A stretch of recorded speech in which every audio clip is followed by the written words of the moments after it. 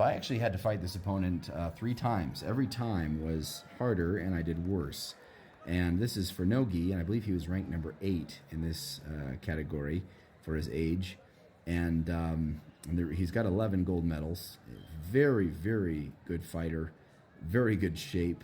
Very experienced. I'm trying to get an arm drag on him, which he's doing a great job at countering.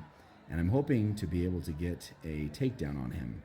And so here, I'm actually, the last time I went with him, he was such a good grappler that I got some points early on, and then he slowly worked his skills on me, and towards the end of the fight, I was nearly losing. And so I decided that I was going to play, I had an advantage standing up with him, so I decided that I was going to spend more time standing up. And so I actually stood up for about as long as I could, and my plan, my strategy was stand up as long as I can, and then get a takedown, get some points, and which I do here. I get a single leg, throw him down, get past his guard, which is something that I've drilled hundreds and hundreds of times, as takedowns, getting past guard. And so now I've got my 2 points, and then I'm going to try to get more points by getting full mount. He's doing a great job defending against that, but I managed to do it as he's getting up, which then I am able to take his back.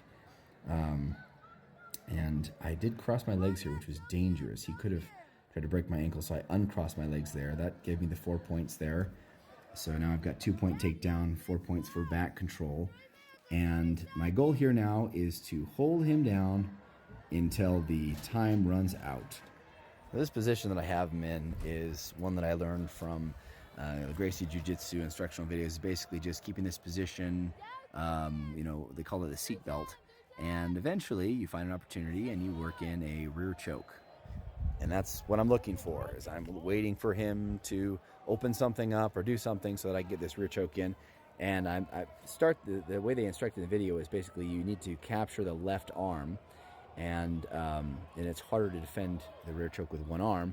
So he's just so strong and so good at getting his arm out of everything that I do that I'm just not having a lot of success in doing that. I'm trying really hard, and meanwhile, he's working on my legs, and he just about breaks my ankle there with his legs. It's hurting really bad. I managed to get it out again. I'm trying still to get this choke on him. I lost the seat belt, unfortunately. He grabbed my arm, and then he got up into this position, and he's doing all the right things. This guy clearly has really good training.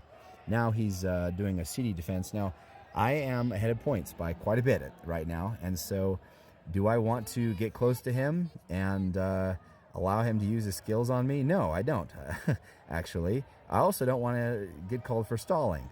And so I'm just like, you know what? I'll move a lot, and I'm going to see what happens here when they call stalling. And there they called it right there. So am I playing the game? Yes, I'm playing the game. I'm trying to burn up time because I'm ahead in points. This guy's really good. He's also in better shape than I am. I am actually really exhausted. I've already had several fights already today, and I know I've got some more ahead of me. I'm tired. And this guy's in better shape than I am. So I'm strategizing here, and I'm going to stay on my feet again is my goal. I'm better on my feet. If I have to get a takedown, I'll get a takedown, but I don't even necessarily want to do that because I'm already winning because I'm ahead in points. Once I get a takedown, he's got opportunities for guillotines. He's got opportunities to pull guard, to do arm bars, to do all kinds of things to me, and I don't necessarily want that to happen. So I'm willing to stand up here and play the hand game with him. Now what he's trying to do here is push my head down so he can get a guillotine sunk in, and he is really determined to do that because he knows he's only got about a minute or so left to do it. So my neck is actually still very sore right now from how much torque he was putting on that. But he's working really hard. He's pulling me forward, getting inside control, and then pushing down on the neck really hard.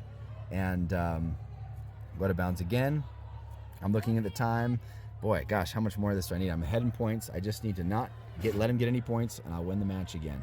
So I'm like, all right, this is starting to hurt, and he almost got a guillotine me a couple times. So I'm thinking maybe I'll do a single leg. But he's tying up with me here now, which is smart on his part because then he can throw me. He can do a number of things to me once he ties up. He could do a standing guillotine on me. But I don't want him to do that, so I'm fighting hard for the hand control, and I'm just sort of waiting for the clock to run out. This is one of the things about these 5-minute matches. I actually prefer to have a non-timed match because all the game gets taken out of it. It's just like, you know what? It can be an endurance match. I do go for a single leg here because I'm getting tired of him yanking on my neck. So I get a single leg, knock him over. A lot of jiu-jitsu guys neglect these takedowns, and it's a shame because there's so much advantage that can be taken from being good at takedowns. They get used to pulling guard, and I've practiced my takedowns a lot, and it's been one of the biggest things that turned my game around here. Just drilling these moves hundreds and hundreds and hundreds of times with different people, and it helps you win in these tournaments. So he's plying for, he's got almost half guard here, and we've only got like 9 seconds left in the match. And I would have preferred to have it be no time limit, because then it's just, everything against everything. But I think honestly one of those matches he might have won because he's in such good shape. But in this one I did manage to win.